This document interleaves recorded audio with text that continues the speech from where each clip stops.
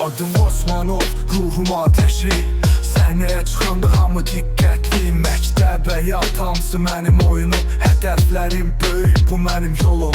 Hər səhv məni böyüdür, qorxmuram. Yıxılsam da qalxıram, susmuram. Mikrofon əlimdə, sözüm silahdır. Zəiflik yoxdur, içimdə qılıncdır. Osmanov, bu səs kimi yayılır. Qəlbimdə güc, ruhum alovlanır. Zirvəyə gedirəm, mən gəlirəm. Sözüm yolum çox. Yol uzun olsa da mənim iradəm var. Dost seçmək çətindir, amma ürəkdə yer var. Fake gülüşlər, saxta sözlər yanımda yox. Çünki mənim rəbbim doğrudan tox. Sözlərində həyat var, qaranlıqda işıq. Gəncəm amma dərinəm, fikrimdə sıxlıq. Rəbb mənim güzgümdür, hər sətrim aydındır. Osmanov deyəndə bu səs tanındı. Osmanov, bu səs kimi yayılır.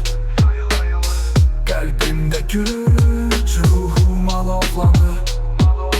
Zirvəyə gedirəm, mən gəlirəm. Sözüm yolum çox.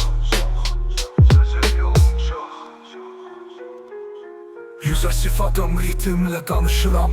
Osmanov soyadımla tarix yazıram. Bu yol mənimdə, heç kim əngəl ola bilməz. Çünki mən öz hekayəmi özüm yazıram.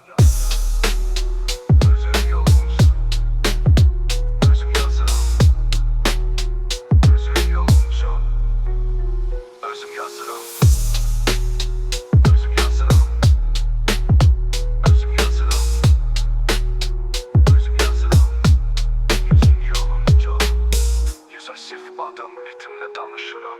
Osmanov soyadımla tarih yazıram. Bu yol mənimdir, heç kim əngəl ola bilməz. Çünki mən öz hekayəmi özüm yazıram.